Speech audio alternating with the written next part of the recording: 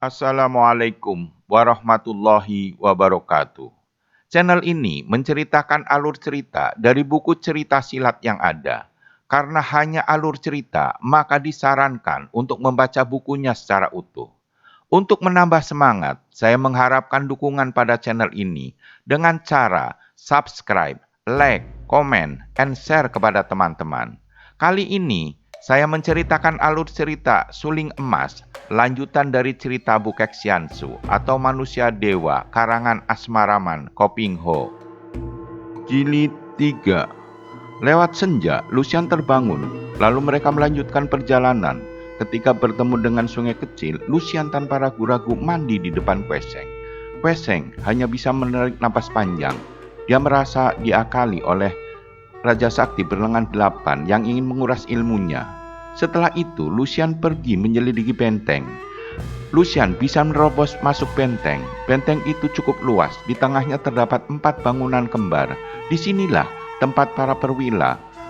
Betapa senang hatinya ketika mendapat di Kamsiek berada di dalam ruangan besar di bawahnya.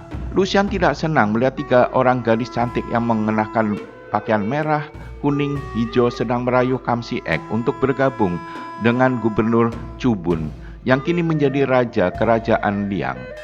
Namun Kamsiek tetap menolak untuk bergabung dengan kerajaan Liang. Karena segala usaha telah dilakukan tetapi tetap ditolak Jenderal Kamsiek. Ketiga gadis itu serentak menyerang Kamsiek. Terjadilah pertempuran hebat 1 lawan 3. Lucian mengetahui bahwa ilmu silat Kamsiek masih di bawah tingkat 3 orang gadis itu. Ia lalu segera mengambil jarum rahasianya dan 3 kali tangannya bergerak dengan menggunakan tenaga dalam. Terdengarlah jerit mengelengking dari 3 orang gadis itu seperti disambar petir, lalu jatuh berkelojotan di atas lantai dan tidak bergerak lagi. Kamsiek berdiri dengan golok melintang di depan dada. Pada saat itu muncullah seorang perempuan berpakaian serba putih, usianya sebaya dengan Kamsiek. "Adik Kam, bukankah ini tamu kita? Kenapa mereka tewas? Apa yang terjadi?" Kamsiek hanya menggeleng-geleng kepala. "Bukan aku yang membunuhnya. Mungkin ada orang pandai yang membantu membunuh mereka." Wanita itu membanting kakinya. "Celaka. Mereka adalah tamu kita, tidak pantas tewas di tempat ini. Kita harus cari dia." Wanita baju putih itu meloncat keluar. Kamsiek tiba di luar gedung.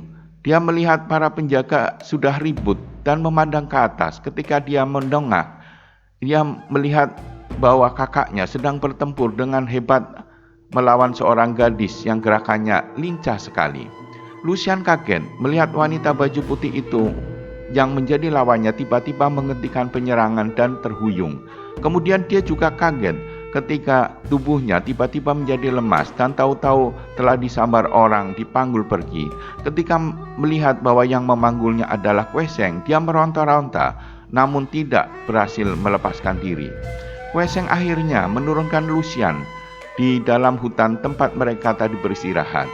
Dengan pandang pedang di depan dada, Lucian membentak, "Kueseng, kali ini kau sudah keterlaluan. Mengapa kau mengganggu urusanku? Apakah kau hendak pamer kepandaian? Xianmoi, aku hanya mencegah kau menimbulkan keributan di tempat orang. Aku hanya bermaksud menolongmu. Cukup! Biar 1000 kali kau mencintai aku, kau belum berhak untuk mengurusi persoalanku. Aku bukan apa-apamu. Kau tahu, kau boleh mencintai aku sampai mampus, akan tetapi aku tidak akan mencintai kamu. Aku sudah ikut bersamamu karena mengharapkan kepandaianmu yang kau janjikan kepadaku di depan ayah. Nah, kau dengar sekarang, setelah kau ketahui pendirianku, apakah kau kini hendak menarik janjimu seperti layaknya seorang pengecut?" "Tidak, Lucian. Besok malam aku hanya mau menurunkan ilmuku kepadamu di puncak bukit itu." Lucian meloncat ke atas kuda dan melarikan kuda meninggalkan Kueseng. "Siapa yang mengintai di situ? Saya yang bodoh. Kuilan sedang membantu perjuangan adik seperguruan Kam. Saya murid tunggal dari mendiang ayah adik Kam. Akan tetapi saya yang bodoh tidak dapat mewarisi 1/10 dari ilmu silat keluarga Kam. Setelah itu Kue Seng mengangkat kedua tangannya dan memberi hormat, lalu meloncat ke atas kudanya dan pergi. Pada senja hari, Kue Seng berdiri di ruangan belakang penginapan. Dia melihat ada orang yang mencurigakan. Dia melihat Guilan berbaring telentang di atas pembaringan dalam keadaan lemas, tak dapat bergerak, mukanya pucat dan basah air mata. Gadis itu tertotok jalan darahnya, juga jalan darah yang membuat gadis itu menjadi gagu. Nona yang baik, mengapa kau menangis? Dengan ikatan ini, tentu adik seperguruanmu akan suka bersekutu dengan kami. Nona, kau tinggal pilih menyerah padaku dengan sukarela atau kau hendak menjadi orang terhina karena aku menggunakan kekerasan. Aku Bayisan, panglima terkenal di Khitan. Tidak kecewa kau menjadi kekasihku. Tiba-tiba pemuda itu meloncat bangun. Keparat, siapa berani main-main dengan aku? Bayisan bergerak cepat sekali. Tahu-tahu tubuhnya sudah melayang keluar dari jendela dan beberapa detik kemudian dia sudah meloncat ke atas genteng. Bayisan mengejar Kue Seng menuju ke luar dusun. Mereka berhadapan, ternyata Bayisan adalah murid Dewa Loggia. Terjadilah pertempuran Kue Seng dengan Bayisan. Bayisan mengeluarkan segala kemampuannya, namun bukan tandingan Kue Seng.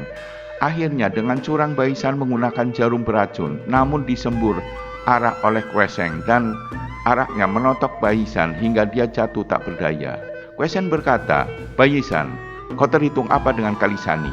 Dia kakak misanku, tunggu saja kau akan mendapat balasan karena kau menghinaku. Kau hendak menggunakan nama Kalisani untuk menakut-nakuti aku? Lucu. Justru karena memandang mukanya, aku mengampuni jiwamu yang kotor. Bukan sekali-kali karena aku takut kepadanya. Cuh! Kue Seng meludah mengenai muka Bayisan, lalu berlari cepat ke dusun menolong Guilan. Keesokan malamnya, Kue Seng berjalan perlahan mendaki bukit Siluman Naga. Sejak tadi dia tahu ada orang mengikutinya, dan dia tahu kalau yang mengikutinya Guilan. Betapa kaget Guilan ketika melihat Kue Seng berada di depannya. Guilan bernapas lega, lalu duduk di atas batu berhadapan dengan Kue Seng yang duduk di atas tanah. Kemarin setelah pendekar meninggalkan aku, tiba-tiba Bayisan muncul. Dia bermaksud untuk membujuk adik Kam untuk bersekutu dengan orang Khitan. Tentu saja aku menjadi marah. Kami bertempur, lalu aku kalah dan tertawan. Dalam keadaan tak berdaya, aku dibawa ke rumah penginapan. Untung Tuhan melindungi diriku sehingga dapat bertemu dengan pendekar. Pendekar Kue, permohonanku, sudilah kiranya pendekar berkunjung ke benteng, berkenalan dengan adik seperguruanku, dan kami mohon petunjuk. Baiklah Nona Lai, setelah selesai urusanku di sini, aku akan singgah ke benteng Jenderal Kam. Terima kasih, Guilan menjura berkali-kali. Kiranya kau tidak lupa dengan janjimu, Kue Seng. Aku sudah berada di sini, siap menerima ilmu seperti yang kau janjikan dahulu, kata Luisan. Kau lihat baik-baik, inilah ilmu itu. Lalu, Kue Seng bersilat dengan gerakan lambat, dan memang ia memainkan ilmu pedang 8 dewa dengan tangan kosong. Akan tetapi, jelas bahwa gerakan itu diperuntukkan untuk menggunakan pedang. Ah, kau bohongi aku, ilmu silat macam apa ini? Dilihat dari gerakannya, jauh kalah lihai dari ilmu pedang 8 iblis ciptaan ayahku. Tidak, kau akali aku. Aku minta kau ajarkan ilmu-ilmumu yang terkenal, seperti ilmu kipas badai mengaduk samudra, ilmu 17 bintang, atau ilmu pukulan tangan sakti kapas. Hahaha, kau menggunakan akal untuk menipu anak kecil, adik Kue. Sungguh keterlaluan sekali. Kue Seng memberi hormat dan berkata, kiranya Beng Kau Cu telah berada di sini.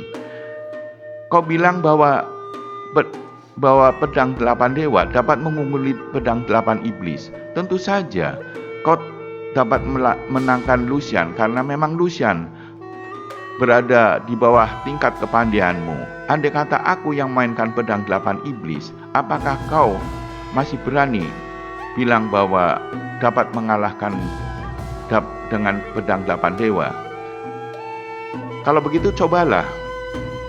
Bertempurlah Kue Seng menggunakan ilmu 8 dewa yang telah disempurnakan Bukek Xiansu melawan Beng Kau Cu menggunakan ilmu pedang 8 iblis.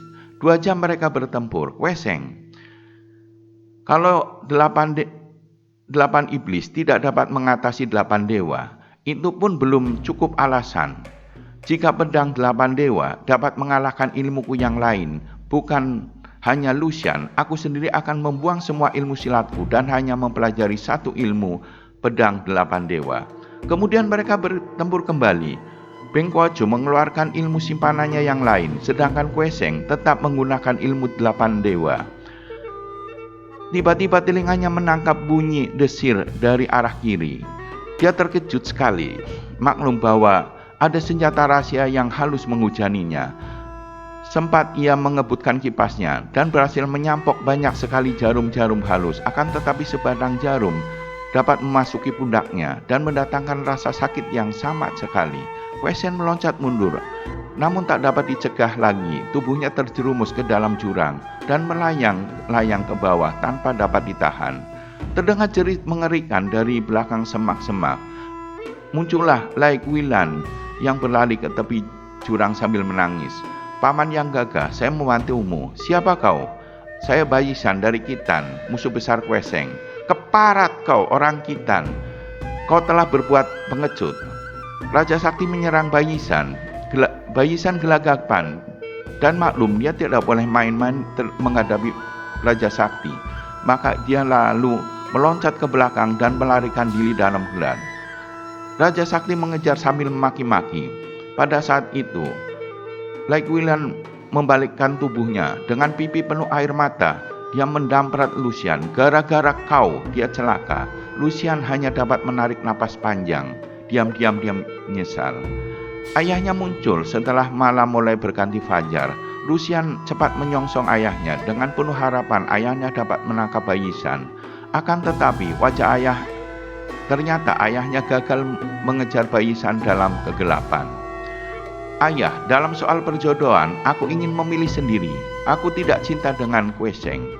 Betapapun gagah dan pandainya dia, akhirnya Bengkojo pulang sendiri karena Lucian memilih berpisah dengan ayahnya. Biur! Kweseng balik badan, mengurangi tamparan air. Arus air kuat bukan main. Tubuhnya dibawa ke dalam pusaran dan disedot ke dalam air.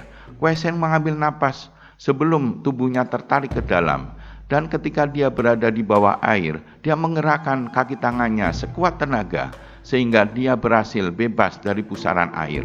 Akan tetapi, sungai kecil itu cukup dalam dan diapit oleh tebing tinggi. Terpaksa Kweseng membiarkan dirinya hanyut.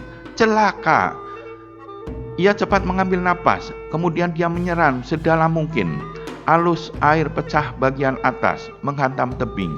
Akan tetapi di bagian dalam dengan kecepatan luar biasa menerobos ke dalam sebuah lubang yang besar.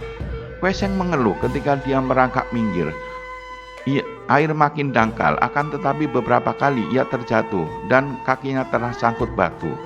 Ia tidak tahu bahwa tak jauh di situ berdiri seorang wanita tua, seorang nenek-nenek yang memandang kepadanya penuh perhatian. Nenek itu tubuhnya kecil, kurus, mukanya amat keriput. Pakaiannya bersih tapi penuh tambalan. Mata nenek itu jernih. Nenek itu gerakannya cepat, cekatan. Dan ketika Kweseng jatuh terguling, dia segera datang. Ai kejamnya orang yang menggunakan jarum beracun. Pada hari keempat, pagi-pagi Kweseng siuman dari pingsannya. Dia merasa tubuhnya sakit dan lemah. Ketika membuka matanya, dia cepat bangkit, duduk. Pada saat itu dia melihat seorang nenek duduk bersila di atas lantai dekat pembaringan batu. Tubuhmu masih lemas. Engkau masih perlu banyak istirahat. Berbalinglah, aku akan masak ikan dan sayur untukmu. Suara itu halus sekali, teratur dan sopan santun. Bersambung ke jilid 4.